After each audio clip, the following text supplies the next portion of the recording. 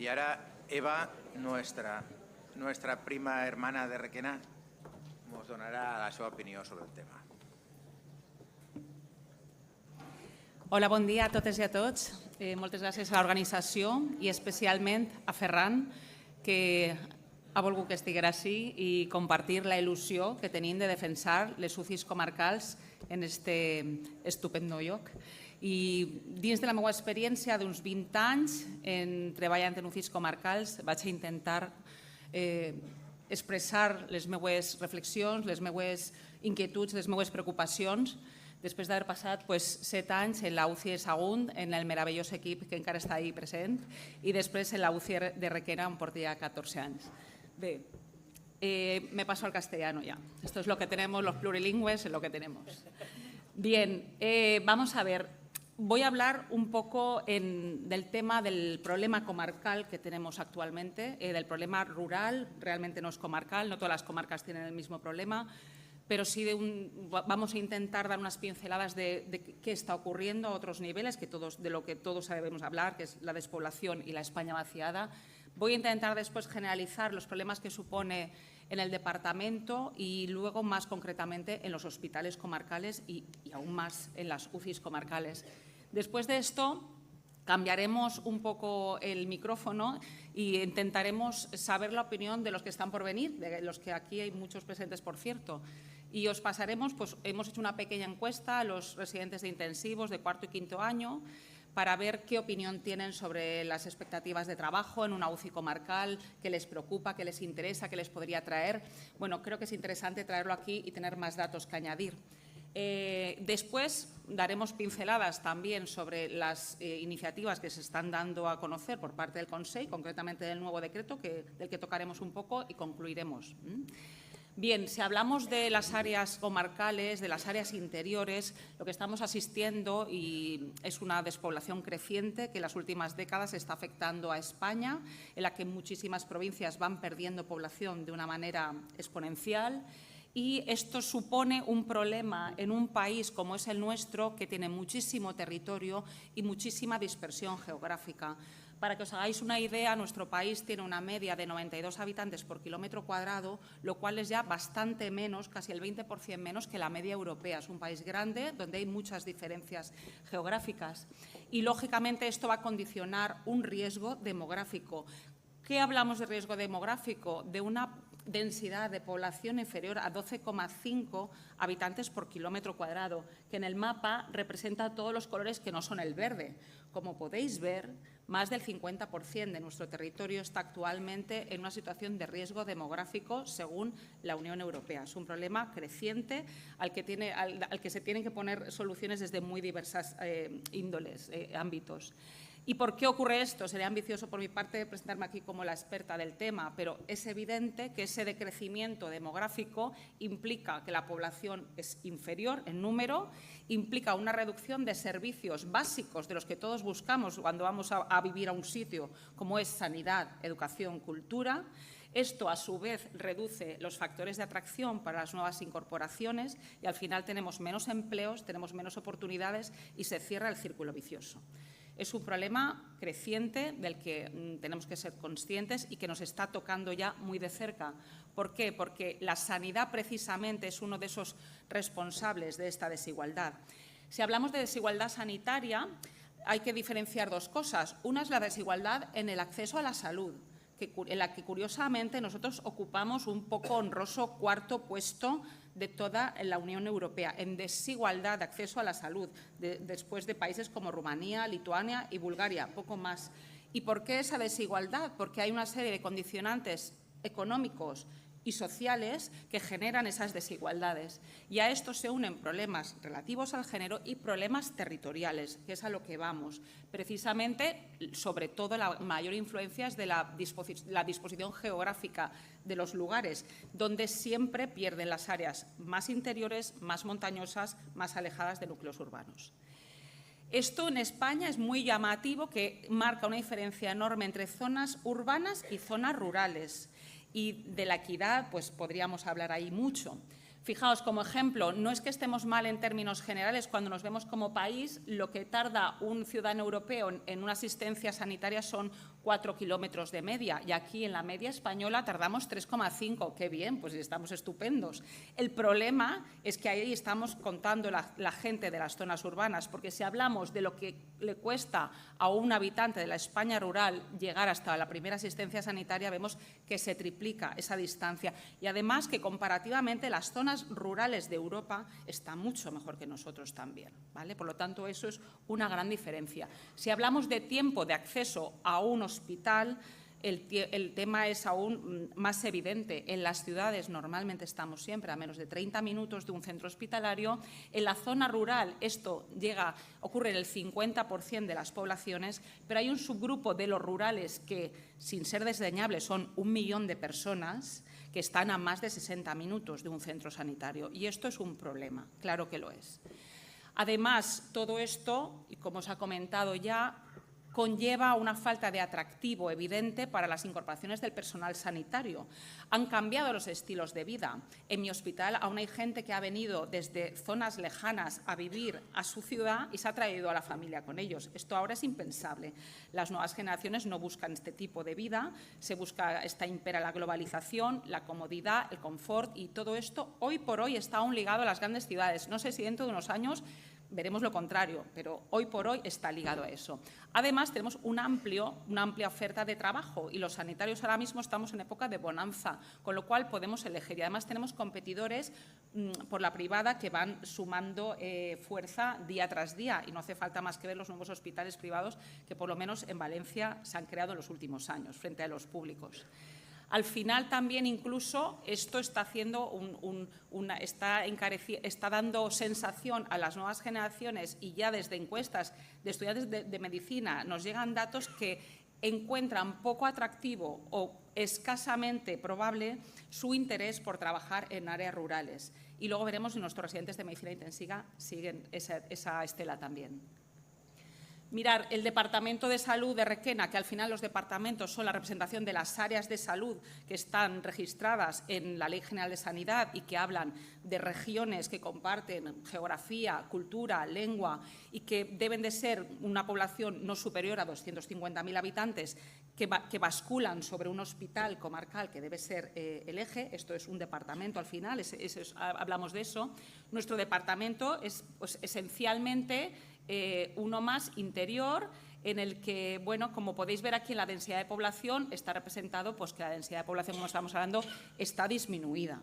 Además, es limítrofe con Castilla-La Mancha, que no lo comenté antes, pero entre comunidades hay muchísimas diferencias también, y de las que más pierden son Castilla-La Mancha por distancia en atención sanitaria, Aragón y Castilla-León, con lo cual, de todos, además, el hermano más pobre es Cuenca, que es nuestra querida vecina. Entonces, nos llega por todas partes, por la parte de Valencia y por la parte de Cuenca.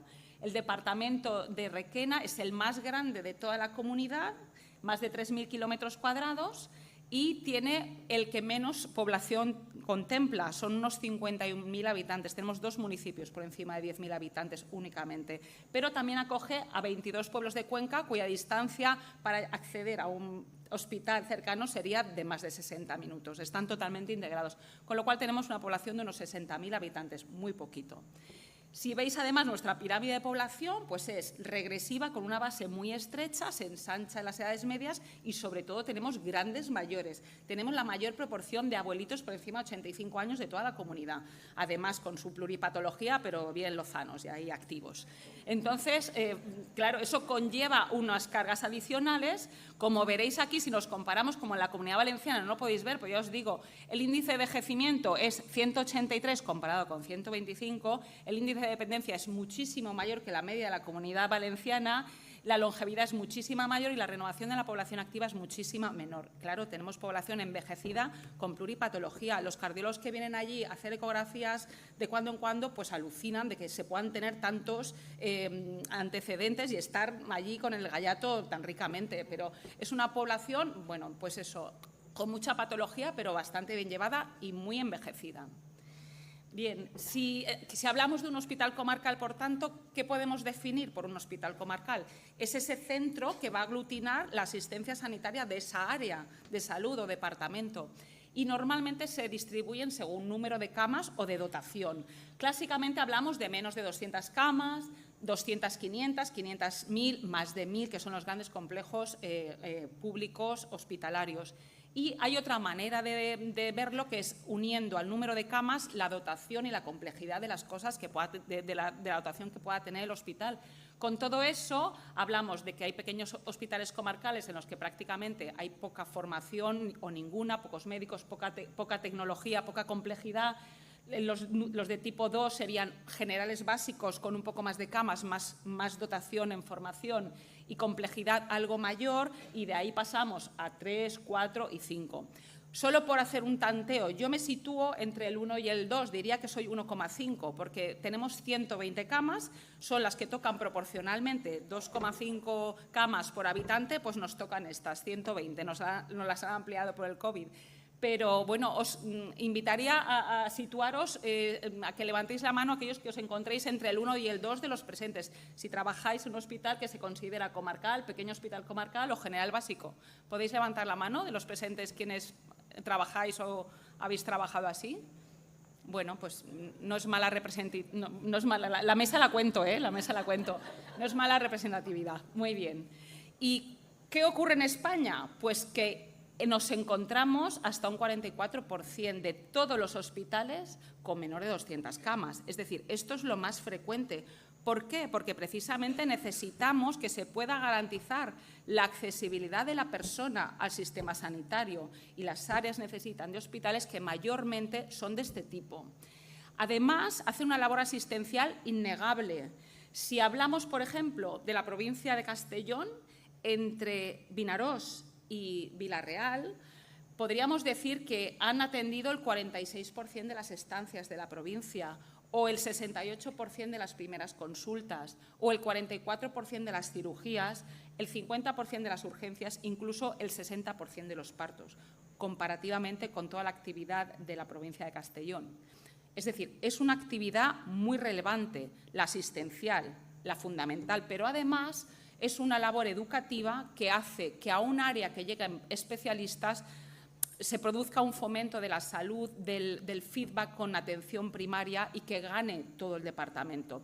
Por no hablar de la labor dinamizadora de la economía. Un hospital mueve mucho personal, mueve muchas empresas, muchos servicios, y esto en estas zonas de problema de despoblación es fundamental. Por tanto, ¿son necesarios los hospitales comarcales? Sin ninguna duda. Además, tienen siempre alta satisfacción de los usuarios, cumplen unos servicios mínimos que varían según hospitales, pero bueno, que son fundamentales, como digo. Nuestro hospital sigue toda esta línea y se integra totalmente en esto. Tenemos un poco de todo, hemos incorporado hace poco oncología, hemos incorporado una flamante resonancia, pero ahora nos faltan radiólogos. Hemos aumentado el número de camas en el hospital y en la UCI después del COVID, y ahora tenemos en la UCI 8 camas y en el hospital 120, pero tenemos problemas emergentes francos, como muchos hospitales. Tenemos problemas con falta de recursos materiales personales, fundamentalmente, como dice el compañero, y esto es una realidad a la que nos enfrentamos día a día y a la que vamos intentando poner parches de la mejor manera, porque somos conscientes de que estamos donde estamos.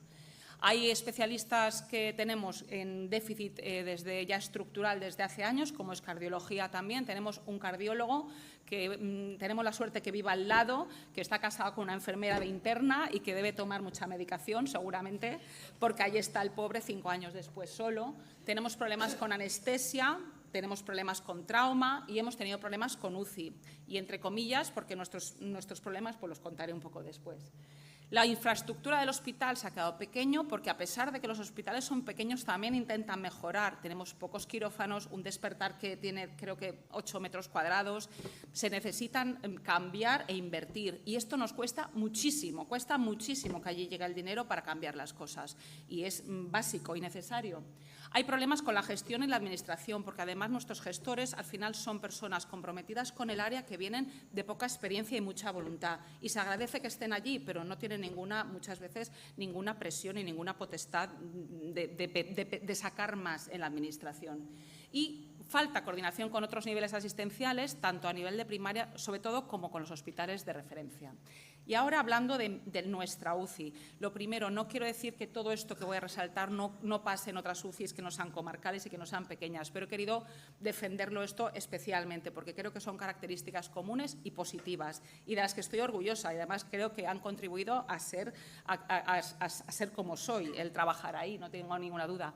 Primero, defensa de la UCI polivalente. Los grandes hospitales están perdiendo los campos de acción, tienen enemigos por todas partes. Nosotros no tenemos amigos, a nosotros nos dan faena y estamos sobrellevando la UCI polivalente, la que tenemos que atender posquirúrgicos, los politraumas, los ictus, los coronarios, los marcapasos.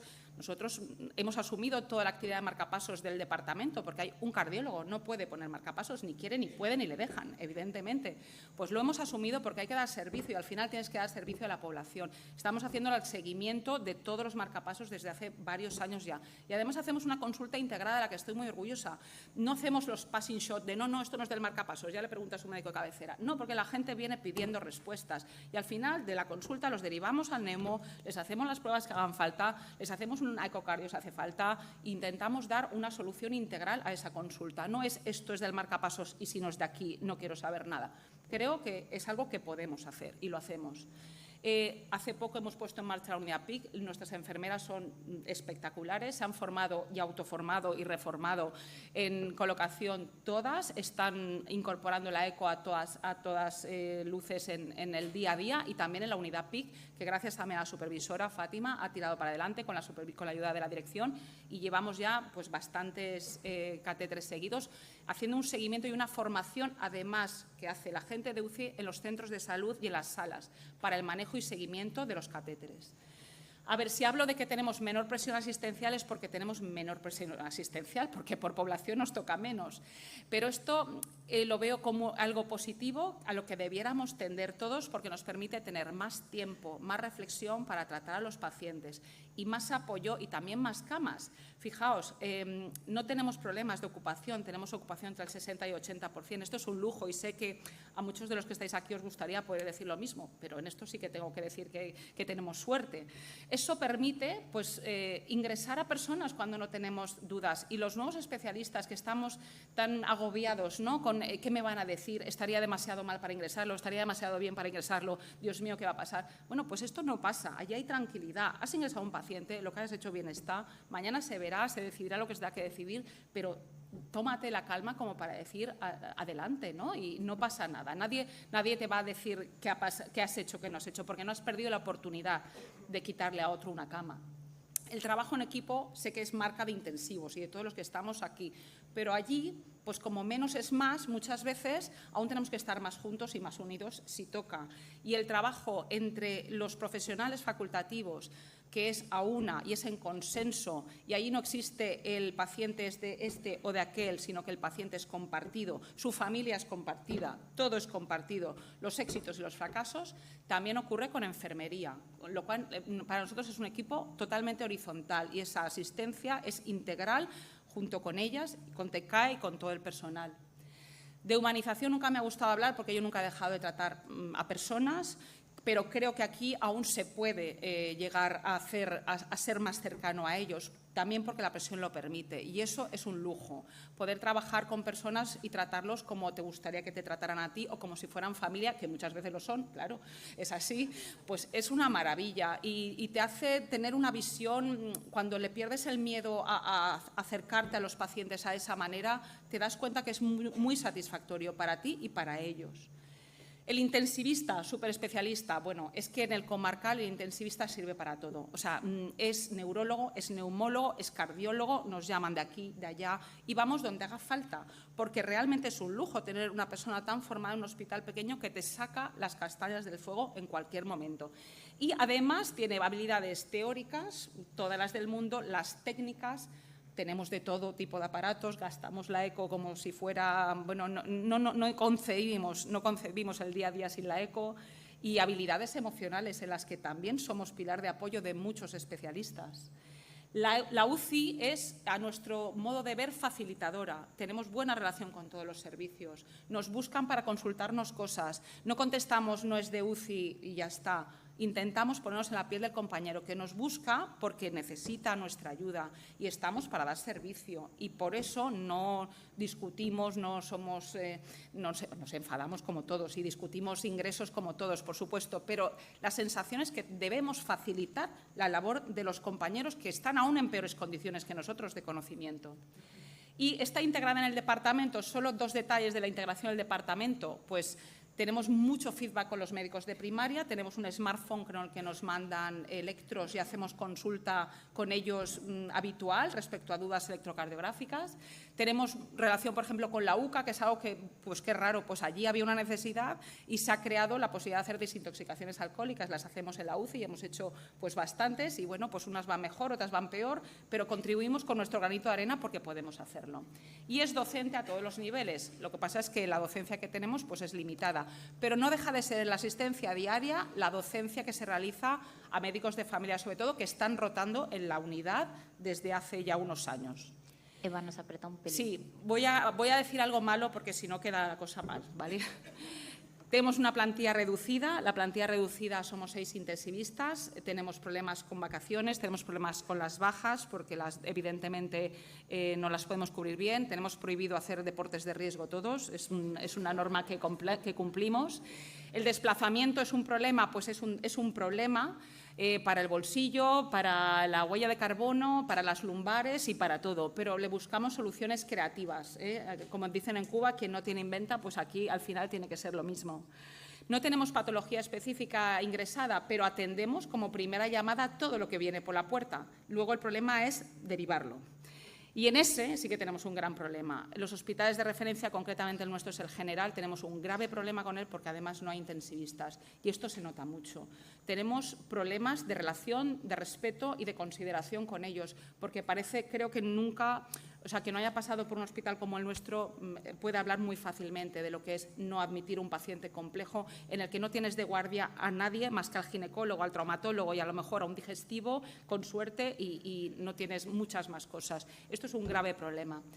Y el olvido, por no decir desconsideración de la Administración. Nos sentimos, y esto sale reiteradamente en las conversaciones de los comarcales, olvidados por la Administración. A nosotros nos dieron una intensivista en las últimas plazas porque el director médico, porque el gerente cambió una plaza de director médico por un intensivista, porque la consejería no nos dio nada. Éramos 5 facultativos desde 1995.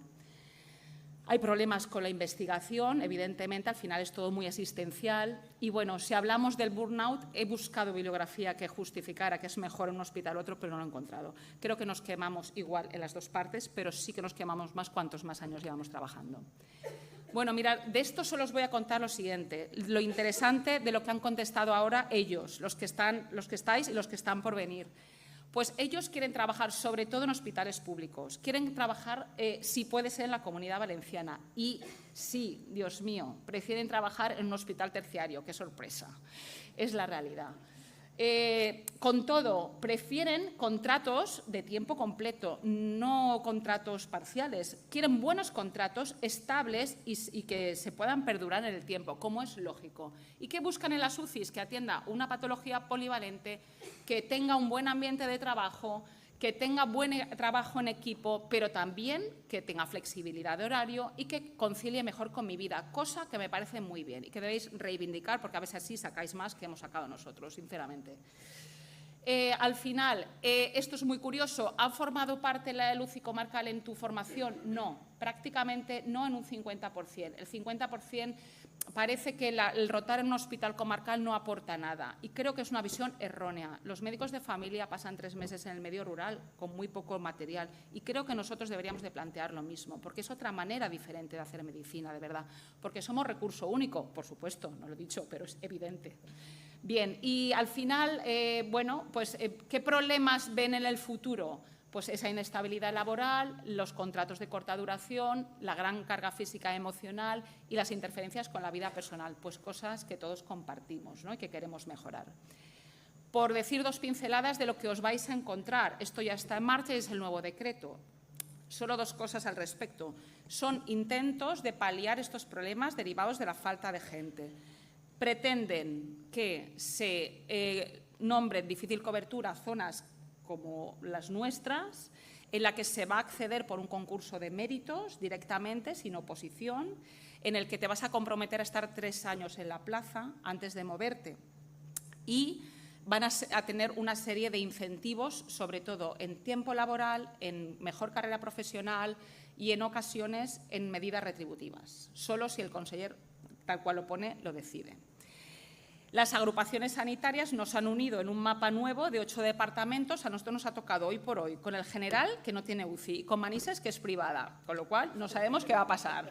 Esperamos que algo de esto cambie, pero va a implicar que los nuevos contratos que firméis, muchos de los que estéis aquí, aunque sean ligados a un departamento, os hagan moveros hasta 90 días a otro departamento que así lo necesite. ¿Quién lo va a decidir y cómo? No lo sabemos. Esto está por ver. Y una serie de disposiciones adicionales en las que no voy a entrar. Pero os voy a decir una cosa buena. ¿Hay futuro de la especialidad? Sí. Los expertos se han reunido y han dicho que estamos en una situación actual en la que el déficit mayor, el 50% de los expertos piensa que estamos en el déficit y el 50% que estamos en equilibrio. Pero en las previsiones futuras, medicina intensiva en el 2028 supera 500 especialistas lo actual y en el 2035 500 más. Es decir, saben que nos necesitan y vais a tener trabajo. El tema es elegir dónde. Por concluir, la despoblación es una realidad y la sanitaria es causa y consecuencia de la situación y genera inequidad en los profesionales.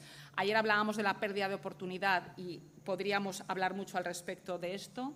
Los hospitales comarcales son necesarios para la asistencia y además son esenciales en mejorar la formación personal y profesional de los especialistas. Es algo a lo que os animo fervientemente.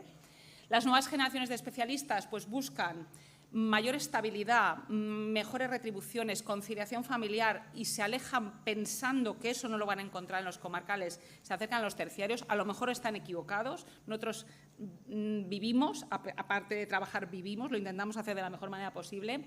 Y el nuevo mapa sanitario pues, pretende mejorar una serie de cosas, pero está por ver qué va a pasar en la realidad. Necesitamos realmente una apuesta más real y más completa para los centros, para los hospitales comarcales.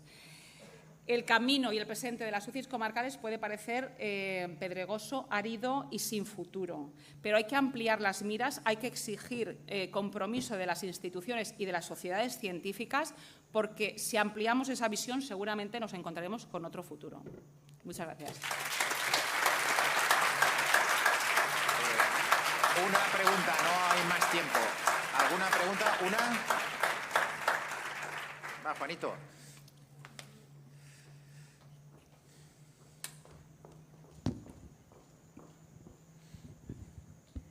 Bueno, Eva, en primer lugar, darte la enhorabuena por el trabajazo que has hecho y la presentación espectacular. La vehemencia.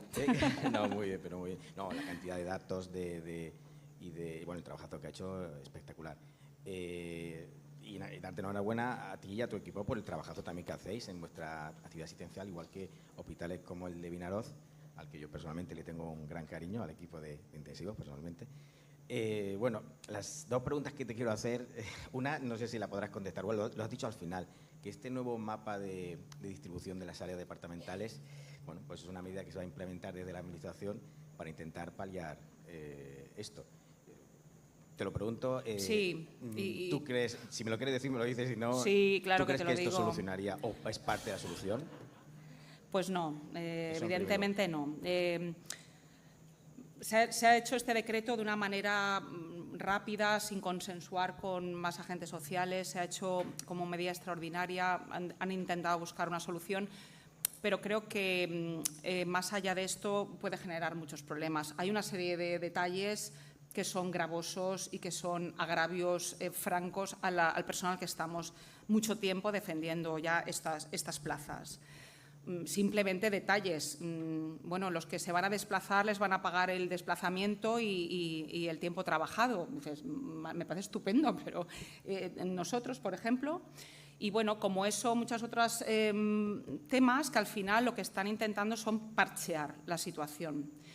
Y es más, creo que son pocos incentivos al final. Creo que no van a conseguir atraer con esos limitados incentivos a especialistas. Y nosotros en UCI particularmente, el problema que tenemos es una baja no cubierta un año. que hemos estado años así. O otros problemas que no entran en la definición de difícil cobertura. Si no es una vacante sin cubrir más de 3 meses, no se plantea ni la posibilidad de ser de difícil cobertura. Con lo cual, aunque seamos menos, nos va a dar igual. Yo ya he solicitado eso, no entra en la definición. Entonces, creo que, fijaos, la agrupación no debería ser mala en un momento dado. Creo que funcionar realmente como una integración, de hecho, creo que hay posibilidades que ahí se abren. Pero me da la sensación que esto va a generar casi a veces más problemas que ventajas.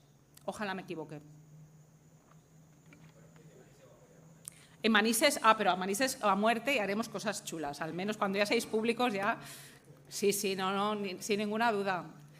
Va, otra pregunta que se cuela sorpresivamente ahora, va. Sí. Hola, yo soy Jesús Caballero, vengo de Lleida. Esta tarde a las 4 hablo de equipos de respuesta rápida.